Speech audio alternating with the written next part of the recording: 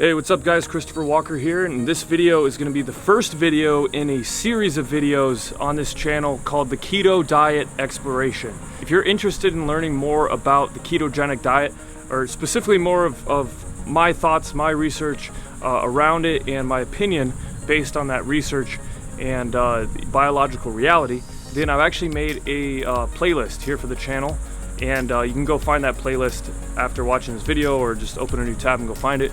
And subscribe to the playlist. Make sure you don't miss the other videos over there about the ketogenic diet. So let's get started.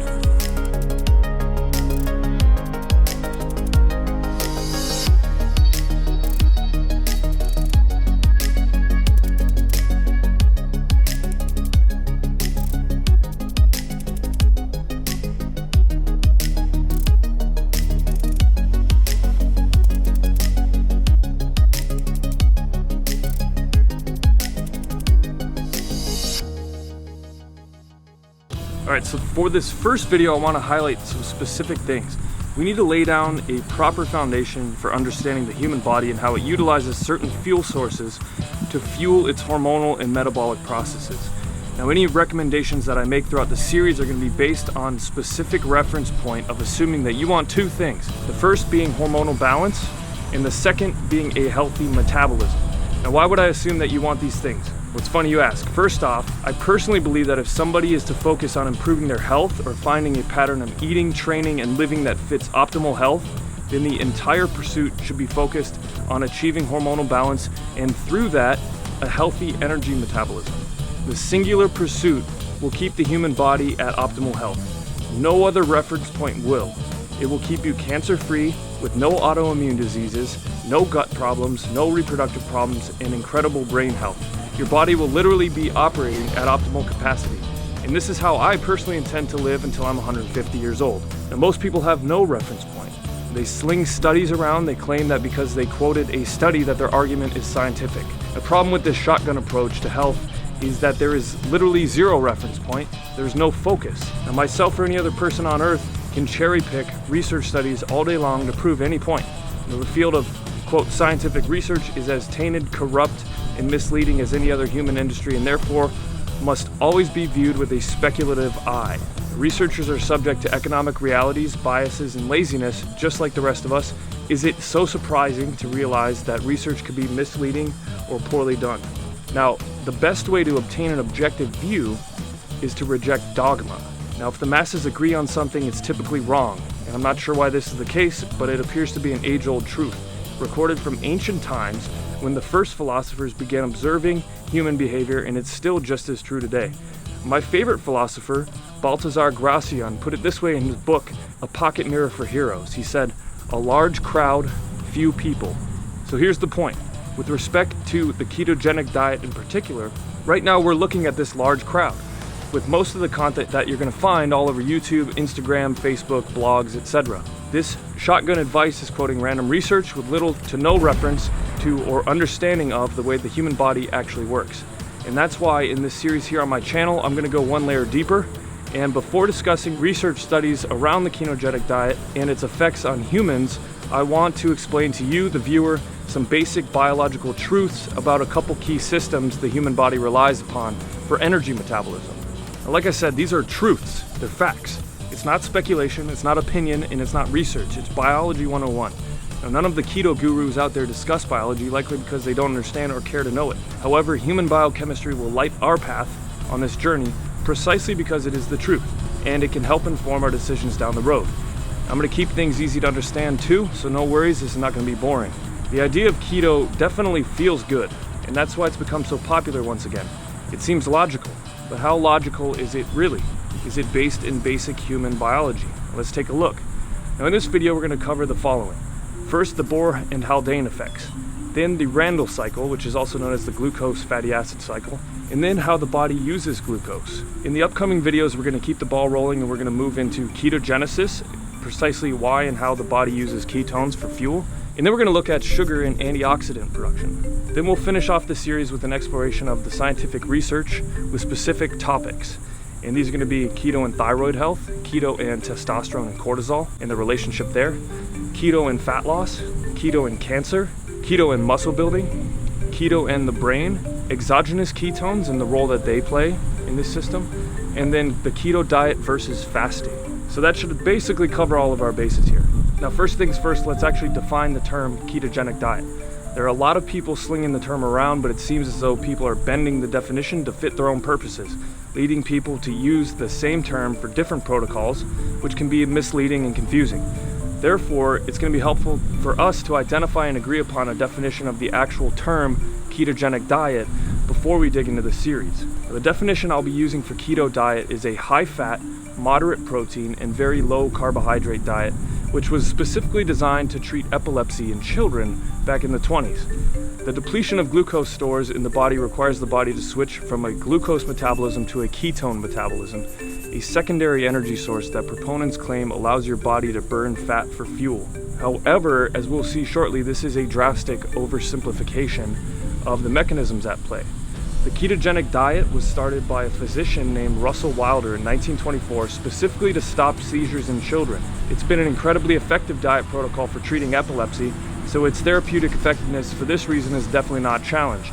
Interestingly enough though, fasting, not the ketogenic diet, has been used since ancient Greece to effectively treat epilepsy. Wilder's original intention was actually to replicate the therapeutic benefits of fasting in a dietary protocol. So fasting is quite different from the ketogenic diet, however, since it's a rejuvenative state. And we're going to go deeper into those differences in another video later on.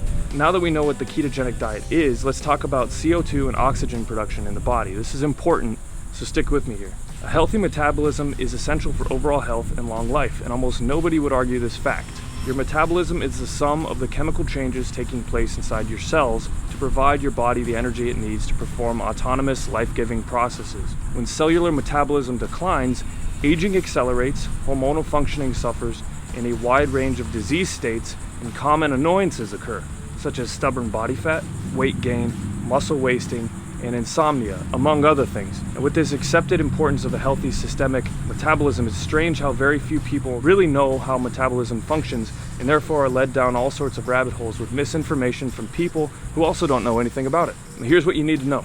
You want your cells to produce more CO2 to increase oxygen use and energy production. Now, the Bohr effect, which was named after Christian Bohr in 1904, describes the inverse relationship between hemoglobin's oxygen binding affinity and blood pH in CO2 production. The Bohr effect allows for enhanced unloading of oxygen in metabolically active peripheral tissues such as exercising skeletal muscle. Increased skeletal muscle activity results in localized increases in the partial pressure of carbon dioxide, which in turn reduces the local blood pH. Now, because of the Bohr effect, this results in enhanced unloading of bound oxygen by hemoglobin passing through the metabolically active tissue and thus improves oxygen delivery. Importantly, the Bohr effect enhances oxygen delivery proportionately to the metabolic activity of the tissue. As more metabolism takes place, the carbon dioxide partial pressure increases, thus causing larger reductions in local pH and in turn allowing for greater oxygen unloading. This is especially true in exercising skeletal muscles, which also may release lactic acid that further reduces local blood pH and thus enhances the Bohr effect. Now here's a nifty chart from Christian Bohr describing this visually, so you can see it. Now another effect called the Haldane effect describes how oxygenation of blood in the lungs displaces carbon dioxide from hemoglobin, which increases the removal of carbon dioxide. Conversely, oxygenated blood has a reduced affinity for carbon dioxide. Taken together, we see that these relationships cause a positive feedback loop, increasing oxygen use and improving metabolic function. The opposite is also true, as a negative feedback loop.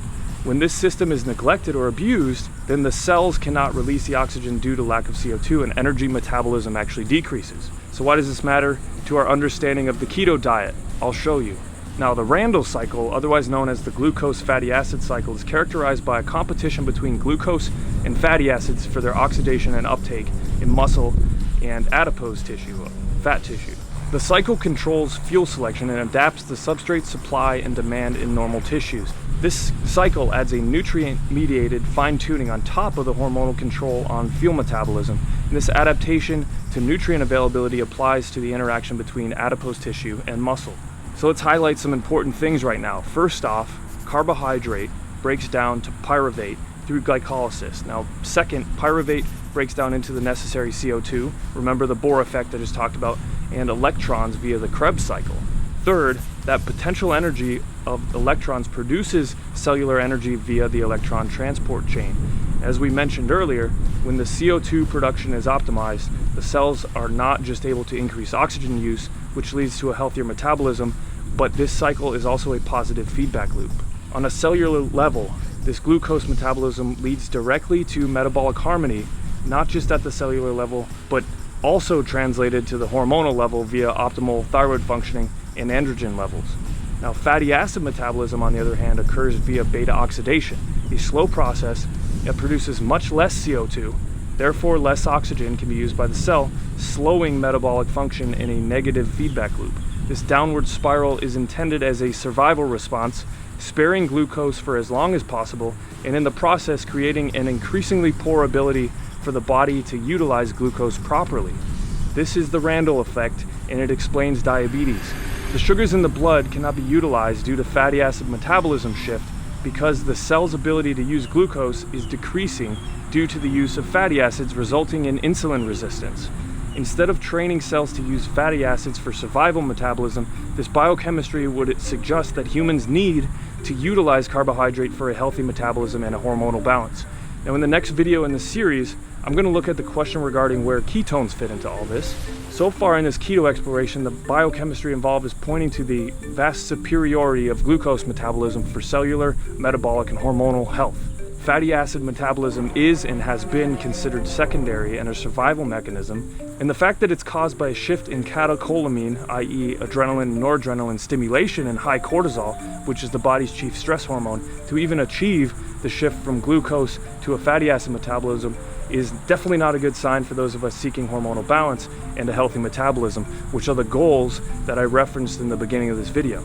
Now, the next video in this series is called Ketogenesis, why and how the body uses ketones for fuel. And in this video, I will obviously answer the question about how ketones are used by the body, but I also want to address the reality that many newbies to the keto diet, quote, feel amazing when they switch to it for the first 30 to 90 days. Now, a lot of people swear by the keto diet based on how good they feel when they spend their first month or so in ketosis. I'm going to explain why this happens, but also why it's what I call this time period a false positive, a state of bodily disharmony that ultimately will run your body and your health into the ground. So definitely you don't want to miss that one. If you're interested in more information on this series of videos in the ketogenic diet exploration, then subscribe to this channel right now and find the keto exploration playlist. I'll be putting all of these videos in there. Also, after all this information, you may or may not be a bit confused about exactly what foods that I recommend people eat. So what I did, I always want to make things easy and simple for people who are following this information. So I went ahead and put together a grocery list called 30 Man Foods, and it's completely free. You can go over to 30manfoods.com right now. There is a download link. Just enter your email and I'll send the links directly to your email address. You can take it, print it out, or you can bring it on your phone or your tablet to the grocery store. It makes things easy. There's 30 foods there that are all recommended for hormonal balance and hormonal health. So those are going to be extremely helpful. Go to 30manfoods.com to find those now. If you liked this video, if you thought it was helpful, give it a thumbs up. That helps with my YouTube, the YouTube algorithm, helps with the ranking, etc. And if you want to see more videos like this, subscribe to the channel, and I will see you on the next video.